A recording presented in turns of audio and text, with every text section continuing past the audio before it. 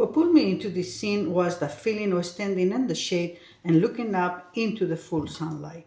The flowers are bright, the steps lead your eye upwards, and the whole painting depends on that contrast between the shaded walls and the sunny garden at the top. Hi, I'm Beatriz. Welcome or welcome back to the studio. Today's challenge is simple. Can we make a bright sunlit image still feel believable without losing the color and the life of the scene? This was my starting point, but I wanted it to push the painting a little bit further. I wanted the light to feel stronger, the flowers to glow more, and the shadows to be colorful instead of these browns and grays. The goal here is not to paint every single leaf, stone, or flower. The goal here is to create the feeling of being in the shade, walking into the sunlight. So let's get started. I am keeping the sky very simple, just a little cobalt blue, loose and soft. Even though it is a small area, that blue will help the pink flowers feel warmer and brighter later. And if you would like to paint along with me, the paint along pack and bonus studio notes are inside my Patreon. I will leave the link in the description and in the pinned comment. We allow this to dry. It's a good time to do our mixes for our dark shadows. I poured some of the Ultramarine Finest by Sminky in my palette, as well as Bronziana by Winsor & Newton. And now I'm gonna go ahead and make myself a gray.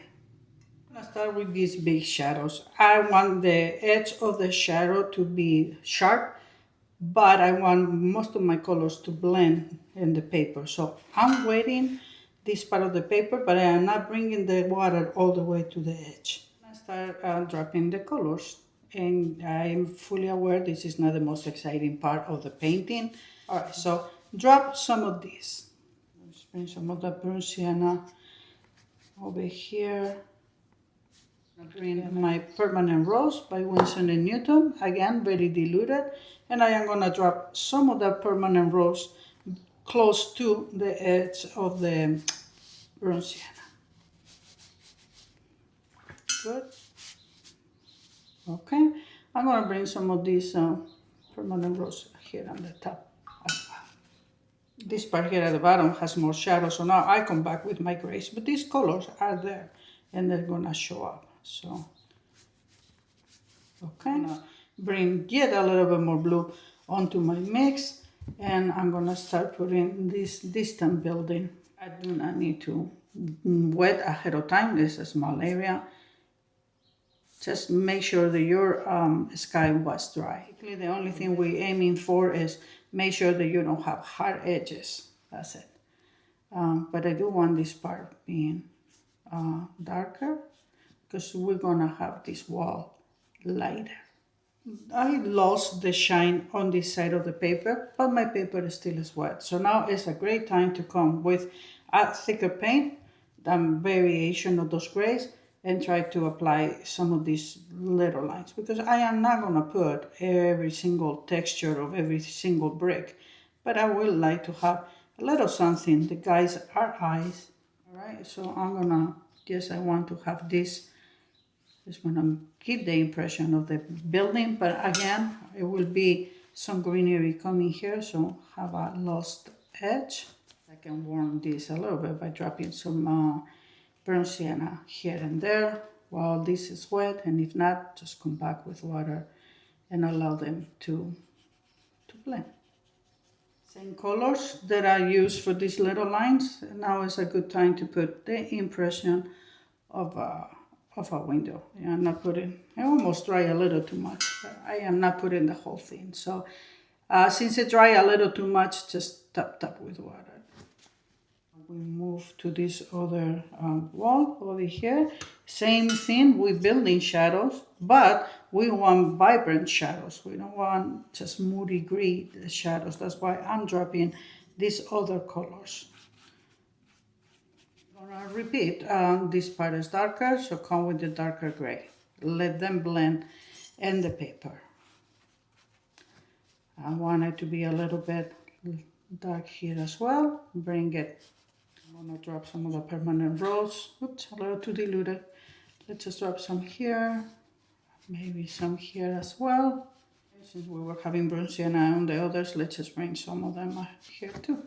Here in the lower part where we're going to have some of the steps, now is a good time to come and bring some of the same colors but with more paint, and then start making appear some of these steps. Okay, something like that. Maybe we can drop some here too. And just to finish our architectural structures, I'm wet over here because this is going to be again greenery. I also going to have greenery here, so I wet just to have soft edges, and then I bring the grays one more time. Let's just bring some of the burnt sienna. Let's just put them a little bit on this direction, some on the other. The most important thing is not to have hard edges with the greenery. Some of the color has to go in, but not to have hard edges. And I understand that at this point the painting can look a little bit heavy, but don't judge it yet. Once the sunny greenery comes in and the flowers, all these shadows will start doing their job. Yes, I know at this point the painting doesn't look like much, but I needed to put these shadows first so that I will have a contrast when I start bringing the brighter colors. Also notice that I didn't put just dull shadows. I try to add color into the shadows as well to reflect the feeling of this sunny day. This is the best time to start putting the underpainting for the greeneries and shadows. Underpainting here is the important word, meaning I'm just going to establish the shapes of where they are going to be, but I'm not painting it yet. I'm going to reserve that for the end. This is green gold. I'm going to put another one here. Some of the areas where I want it a little bit brighter, I just come with the hands a yellow light. However, notice that the paint is really diluted. I am not coming heavy. In this area that I wet, I'm going to drop some of the Permanent Rose. As you can see, it's very, very pale. Okay, underpainting, that's the thing to keep remembering. I'm not painting all the flowers yet. This part will have some greenery, but it will be a little bit darker, so I can come with sap green. All I'm trying to do is establish the shapes of where the greenery is, where the darks, the lights will not, no hard edges. So at this point, I just come with water and let it all dry. Start applying the steps. Same shadow colors that I was using around. But after I put this, I'm gonna drop a little bit more blue here or there. And this is gonna be kind of like the texture that I'm gonna give, as if there are some bricks and whatnot. Important thing to remember here is to leave those white areas that we have in between them, because that's how we build the steps. And just drop the colors and let them blend into the paper if possible. So I'm continuing to build my steps. First I drop one color. Then after I drop that color, I come with a little bit of the other. Could be whatever is darker, like French ultramarine, or I can bring some burnt siennas in some areas, let them blend in the paper. We need to, if everything is bright, nothing feels bright. So we need to start building the shadows here. As we get down, the stairs will get darker. So in these ones that they are the brighters, I like to use bright colors because I also want this painting to be bright and colorful. One of the things that I wanted to show you in this painting, that just because they are shadows doesn't mean that they had to be dull or all gray. The colors that I got on my brush is gorgeous, but it just happened by having not a full rinse brush. This is Permanent Rose with French ultramarine. But as I get closer to the bottom, the steps are getting darker because I'm coming to the darker part of the painting. The one thing that I wanted to show you is that we can have dark shadows and still be colorful. They don't need to be all dull or gray. And also how you can accomplish in the brightest part of the steps, how you can accomplish the sense of light and shadow just by having that contrast. These colors are light, but because the other thing is completely white, they still read as shadows. And yes, I should have dropped it at the beginning, but anyway, let's just drop some of the colors that it will be kind of there in this part of the wall. So let's just drop the same color, giving us some of the edge of this wall, and we can bring it a step as well. And that I want to do is, since I have these colors, let's just drop them to the steps. Come with only water, top. I'm getting my Permanent Green by Michael Harding, and then I'm gonna get dark on the edge. It's wet. I come with sap green, and I'm gonna allow these two to blend. And for the ends, which is where the light is hitting in this case, I'm just coming with my hands a yellow light, almost full strength. And now we can start bringing the color. This is when the painting is really gonna walk up. Because we already have the shadows, then the bright colors will feel brighter, minimizing the chances of us overpainting them. So we are gonna move to our colorful part of the painting. And again, in order to get the brightness, we need to put a little bit of the darks. And we have the colors from that, we're gonna bring them here. This is right now my Permanent Green. I'm gonna drop a few here and there. This is gonna be one of the darkest part. So now it would be a sap green. I bring some, because I wanna do the edge of this step. Green gold. Drop some of that as well. While everything is wet, hence a yellow light. I'm gonna drop some of these in between them. I want this part very, very bright. So brush that only has water. With the tip, I'm just gonna have them as if they are blending. Which this is the bushes, and now we're gonna have the stems for the big bougainvillea. So it's gonna come from here, meaning back to darks. Maybe some bronziana. Now I'm gonna do a little bit of negative painting, meaning I am painting these, but I'm also doing the edge of this bush. My darks are gonna come all the way till around here. Just do the kind of negative painting. We're setting it up for the flowers. And you see how putting these darks, now these ones really look bright. As I was mentioning before, if everything is bright, nothing feels bright. I'm coming with some sap greens. Let's come with some sap greens, say around here. This is also negative painting for this edge. So this is the part that is receiving the most light. So now I go with green gold. Yes, I have some greens, but I'm going from the darkest to medium to now the lighters. Hence a yellow light. Let's just get a little on top of the green gold. And yes, this is in shadow, but a little bit of light will come. So while this is not fully dry, it's a good time to come with my hands a yellow light and drop a few here and there so they still blend. I'm not planning on painting every single flower, so I'm coming with fairly thick Permanent Rose. And I'm gonna drop a little bit of that thick here and there. After you have that, you can do one or two things. Come with a spray bottle, protect the part that you don't want any of that to go to, and aim at them. Okay, that's one way. The way is similar. I come with the same amount of paint, Permanent Rose, of course. Then I come with a brush that only has water, and then I drop some next to it.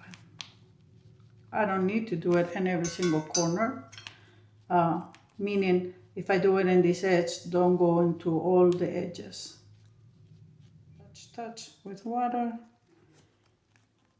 Permanent Rose, some here too, and activate it with water. Other than taking out some of these hard edges that they're forming, I think that I'm gonna leave my flowers alone for the time being. I need to put the shadows there remaining, and then we will see. I feel like this one here needs to be stronger. So come with a little bit more of the blue. See how having the little bit of darker there make this one pop more. Rinse my brush and bring all of it here. Very nice. So now, indigo with a little bit of burnt sienna. Let's just put like a shadow that comes over here. Rinse, go to your brush that only has water and blend this. We have some shadows here, but we need to let that dry. So now it's a great time to put the shadows that are here and the steps. Let me get some of these mixes of burnt sienna and indigo and French ultramarine, leftovers of the permanent rose. And let's start putting, the shadow starts coming from here. And it's gonna go less, but it's still gonna go onto the white areas. So zigzag, then blend. All right, so I'm gonna continue to bring a little bit there, then darker here. Go from less to more. Then I'm gonna rinse a little bit of this, and instead of picking color, I'm gonna drop this while the color is wet. I do a couple, 2 or 3. And then once I have that, I bring it up. I want this a little bit warmer, so more permanent rose. All right, from this last one, we're gonna go ahead and cross over. So we're gonna go from this end all into this other one. Let me warm up with more permanent rose. Drop it while it's wet. And so now that we have that, let's take the opportunity to darken this a little, very little. Then just rinse. This is a soft brush, nevertheless, just come with water, tap. And just by putting this, we even giving the impression that we are deeper into the shade, and then the light is coming. There are a little lonely little, grass that I almost forgot. So this is more in the light. So just sap green. So now with these colors that I have here, we're gonna put the last shadow on the wall. So let's just come here. I come, and then I'm gonna start making a little bit of nonsensical, like if they are the shadows of these bushes. Allow for some of the light to come through. Don't make it all solid, okay? So let's just put a few of these lonely ones while everything is wet. But some has to be shorter and some longer. And now I'm bringing my liquid watercolor, white. I put a little bit here, and I just wanna make these edges to feel like they are a little bit more natural. Have a little, okay. This is gonna dry a lot more pale because it's transparent. Nevertheless, it's white, but it is watercolor. Maybe bring a little inside here. Just put a couple. Nothing major. So I like this with good contrast, with good direction. This look a little too light. Let's bring more on the grays. I went too purple, but they need to be more on the same family as this one. So back to make it a gray. Let's just try best we can to replicate. It's not gonna be identical, but we need to make, imagine that this painting was in black and white. And now this gray and a black and white should have been as strong as this other one, and it isn't. So I'm changing the tone, needs to get darker. Do not try to match every single thing. If you get a little bit of the original color underneath showing, that's fine.